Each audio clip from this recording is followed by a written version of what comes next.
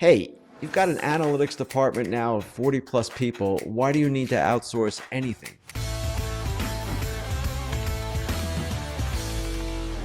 It's Inside Scoop Time with Ken Rosenthal. It is presented by Homage, new brand partner. Very excited about that. I'm wearing their shirt. We'll talk more about that in a little bit. But let's get right to Ken. Ken, good to see you. And I want to touch on actually first, if you don't mind, because we didn't get to it the other day, your Tigers story. So you wrote recently about Tarek Skubal and Jack Flaherty. And I just want to say also how I think the Tigers are going to be pretty damn good this year. So can you give us a little more insight on what you wrote about?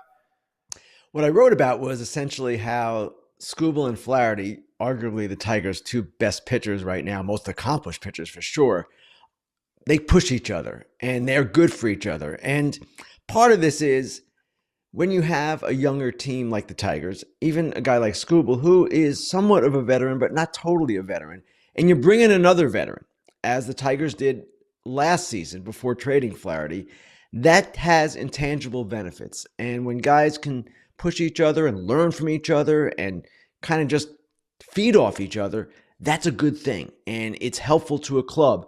So they have a good relationship. That was a part of what this was about. And just how they learn from each other and how they can't be exactly alike, right? Flaherty, he can't have what Skubal, he can't do what Skubal does on the mound. Skubal can't do what Flaherty does on the mound.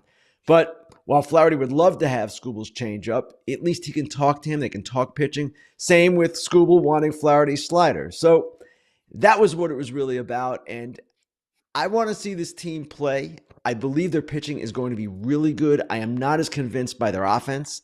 And that is the trouble spot for me. And also, a team that was so reliant on its bullpen last year should be good again, no question. But bullpens year to year, Scott, we talk about this all the time. They're volatile.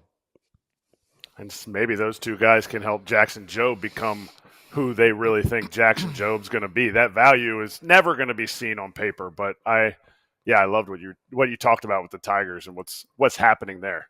What about the Jays? What about your guy Vladdy? Are him and the Jays, are they at a inflection point? Yes, they are. And he is not my guy any more than any of the other 700 plus players are my guy. I've been writing about him a lot, yes, because he's been in the news. And essentially, Mark Shapiro, their president, came out yesterday and said a lot of positive things about how he believes an extension will get done, how he believes Vlad is going to sign, how he still sees him as a legacy player. All of that sounds great. And if it indeed leads to a deal, fantastic. But I will believe it when I see it with the Jays because they've had opportunities to sign Guerrero, as we've talked about, as I've written about numerous times over the years. The difference in their last offer and what Guerrero wants in present day value is about $50 million. Now, Shapiro said that's an oversimplification. Fine. It's not that much of an oversimplification where they're that far apart. So the question now is, do you get this done before opening day, or do you, as he kind of alluded to, let this go to free agency? And if you let it go to free agency, then all bets are off. So it's an interesting spot the Jays are in. It's been an interesting spot for a while. I see no reason why this shouldn't get done when they're this relatively close, but I still wonder whether the Jays value Guerrero to the point where they are going to actually sign him. Now, yes, they made an amazing offer, $450 million for a first baseman. A lot of people would say not anywhere sane. But at the same time, it also didn't get it done. So let's see if they get it done. And Shapiro also said, among other things, well, it's beyond the point of being rational. Well, that's not a ringing endorsement for what you're doing. So I just have my suspicions. I wouldn't say suspicions. I'm skeptical still until I see a deal. And if a deal happens, great. It's the best thing for both parties. The Jays need him. He is a homegrown player. He is a native Canadian because, of course, his dad, Vlad Sr., was playing for the Expos at the time he was born. He wants to stay. This is a team that has had a hard time getting players, the big free agents, to take their money in the last couple of years. Here's a guy who wants to be there, has given them a number, $500 million, that will keep him there. Again, this should get done. I agree totally, and I think it's the right move, especially for the Blue Jays if they can figure it out. You wrote a little bit about the Braves the other day. You talked about how they might be the best contender to the Dodgers getting to winning the National League pennant. Your thoughts on that a little more? Talk a little bit in depth. They just signed Verdugo. When he comes up, we don't know. Putting a little pressure on De La Cruz and some other outfielders. But talk a little about the Braves and what you think you expect from them coming up this year. Todd, I wrote that before they signed Verdugo, and I based it on a couple of things. One, just their roster, which projects to be, as you mentioned, the second best team in baseball. And most of the projection systems see them that way.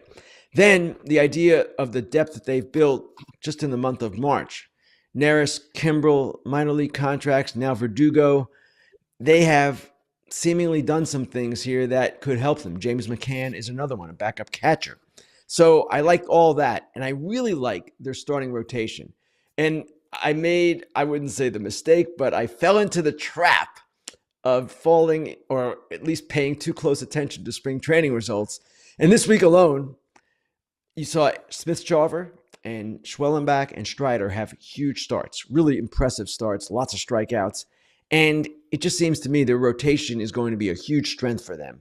And while they've got some questions in the bullpen, it seems that they've built offensive depth. They've got Strider coming back at some point, most likely in April. They've got Acuna coming back in May. Sean Murphy also will be back sometime in April. I just like the overall roster. I like where they are. And if Strider comes back and is anything close to what he was, it's a whole different equation. Now, I'm assuming Chris Sale will be as good. Reynaldo Lopez will be as good. This is baseball. We don't know what's going to happen year to year with players. But I just like where they are, and I kind of see them as being underplayed right now. We're all focused so much on the Dodgers, rightly so. The roster's amazing. But the Braves have a pretty darn good roster too. Phillies. On Fair Territory, you talked about the Phillies lawsuit. Is there anything new that we need to know about, or is there anything that is coming down the road that since yesterday when you talked about it? Not that I know of, and I will admit I didn't pursue this that heavily. We had Matt Gelb of The Athletic who wrote a good detailed story about what this is and the context behind it. It just was interesting to me that a company like Zealous, which is the company that the Phillies are suing, would violate an agreement, which is what the Phillies are alleging, by sharing proprietary information within the division. The Phillies have this deal where the information they get from Zealous is information just for themselves as far as the NL East is concerned. So we'll see where this goes. And the point I was making on Fair Territory yesterday was simply that, hey, you've got an analytics department now of 40 plus people. Why do you need to outsource anything, to go to another company for anything? I don't really follow that. Maybe somebody can explain that to me in some analytics department somewhere. Maybe I'm missing something, possible. But it just seems to me you should have confidence in your own people to get it done. Maybe there's some information that is just more easily processed by one of these larger companies. I don't know. But that was the one thing that stood out to me. Yeah, Ken, for me, I think it's a fascinating story. And I do know just from talking to people in the analytics world that sometimes there's a company that might have something proprietary and they're really good at making it proprietary, and that gives them value. So I'm looking at it like, hey, I give credit to any team that's looking for a legal edge in any way. So I wanted to harp on that for Philadelphia, that they're saying Dave Dombrowski, who's been in the league for a long time, looks and says there's something here that's doing something that will help us. And if it can get us a few more wins, let's go for it. And the guy who was running that company used to work for them, so he leaves. And hey, I mean, he probably is going to get more compensation if he's running a company like that and he's able to control his situation, unless you're the GM or somebody like that. You're not necessarily making millions of dollars. So my thing was, I was like, I give credit to the Phillies, but I'm with you on the other side is, how does a company think they're going to pull that off with a team when they really only had 1 year left on the contract? Like I read the article, it was fascinating. It's really good, but they're trying to be like, oh, well, we'll give you a discount. You're still paying more than everyone else. We're also going to share this with everyone. I found it fascinating how I think the Phillies felt like it was personal. You're stealing our employees. You're now not honoring the contract. So we're coming after you. No, I totally agree with everything you're saying, Scott. And don't get me wrong. Yes, the Phillies are right to seek every possible edge they can, even if it's just to cut the company off from the rest of the division. Who knows? Yeah. So I buy all that. And I buy that, yes, perhaps a company like Zealous can come up with some things that maybe the Phillies don't have or any other team. But You also build an analytics department of 41 people, whatever the number is. I think it's 41. It just seems to me that should be enough at some point. And again, I'm coming at this just from an outside perspective, and I'm not pretending to be an expert on this, but that's just my outside thought on it. And yeah, all the credit in the world to the Phillies for trying here. We all credit every team for trying, but it's just a really curious story and a curious situation. So we have had, well, you were at A's camp talking a little bit about them. We had Lawrence Butler on the other day, and we asked him a question about the division. Like, hey, how do you guys stack up? Their team's not bad. They made some good acquisitions in the offseason. He's like, we're coming for first place. We're going to win the division. I want to hear your thoughts on that. And you talk a little bit about the Rangers revival. Like, it's going to be jam-packed over there in the West. I think it's going to be really good. Give me your thoughts on the West. It's really interesting. Mike Petriello of MLB.com mentioned this earlier this spring about how Fangraphs rates the three top teams in the division, Texas, Seattle, and Houston, as almost even, which is really rare to have three teams almost even. And the Angels certainly are improved. The A's on paper as well certainly improved. So I expect this division to be really competitive. And we've got wild cards too. Are the Astros going to turn to Cam Smith right away or wait for him? And will he make an impact? There are all kinds of variables in play. The one thing with the A's, Todd, that I want to see kind of come together is just how the team gels. Because when you add a lot of new pieces, Severino, Jeffrey Springs, right down the line, it doesn't necessarily translate into cohesive unit right away. It might take some time, and maybe the team is not as good as you thought. They're going to need continued progress from guys like Butler and Vladdy. Brent Rooker, of course, is going to be Brent Rooker. So I want to see it play out. But yes, on paper, they're better. Now, are they good enough to challenge those three top teams? I'm not so sure. I'm very much curious about Houston. I'm not convinced that they're going to be a better team without Bregman, without Tucker, without Presley. But they're always going to be somewhere in the mix. I still like Texas. I like what they've done, bringing in Peterson and Berger and some of the other moves that they've made. And Seattle, with their pitching, you cannot discount them, even though offensively, bringing in Donovan Solano and Jorge Polanco probably wasn't enough. So it's a fascinating division. I can't wait to see how it plays out. Ken, let's finish with this. We just had a long conversation about the Pittsburgh Pirates with Dan from DK Sports. Did you get a chance to check out his article? And hey, I think it was about a year ago, you wrote a really long article about the Pirates organization and what's going on there. Where are we at a year later?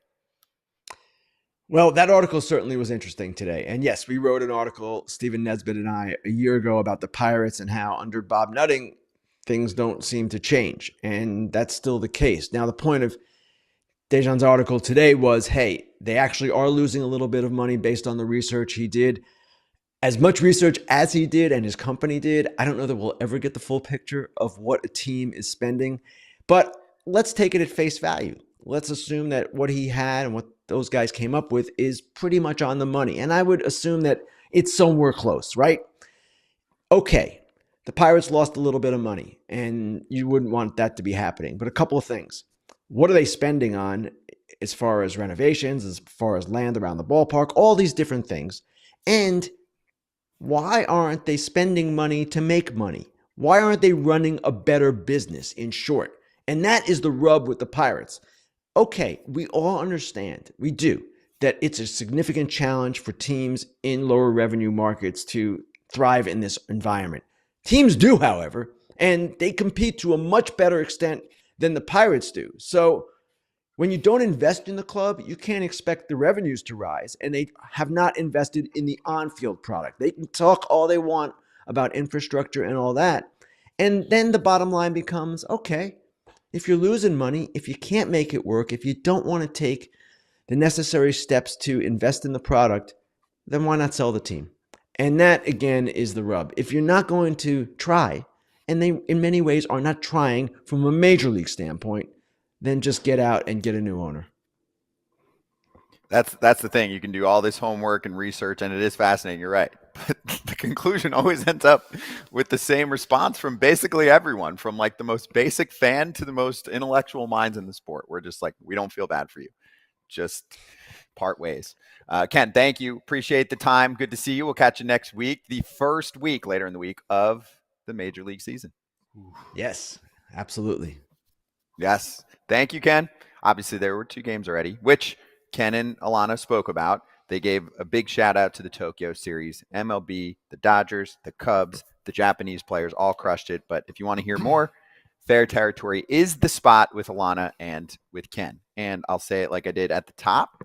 Thank you to Homage for being a little part of Inside Scoop. Homage.com/foul territory. Use the code foul territory for 20% off for first-time Homage shoppers. I know many of you in the chat right now say you're already big fans of Homage, so go check out some new items. We'll show some of them off throughout the next few weeks. I don't know if this one's new or not, but That's cool. I loved NBA Jam. Me too. You give me a little MLB Jam action, and I'm sporting the Lindor Soto today.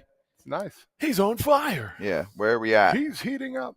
The nail in the coffin. I know. I was reading the power. Were you looking at the I was attributes? like, yeah, It's cool.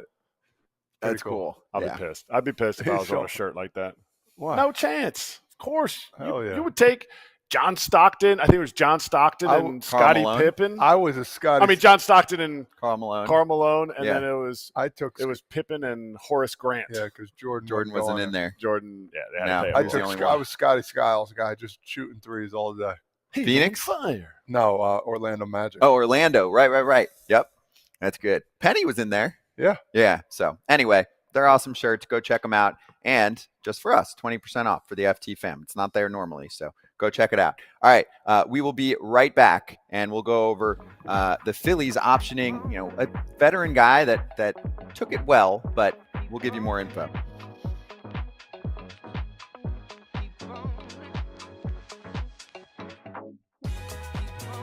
Everybody, be sure to like and subscribe for more content. We're back here every weekday, all year long, so do not miss an episode. The videos are coming in all day. Here's another video you might enjoy. Baseball the way it should be covered.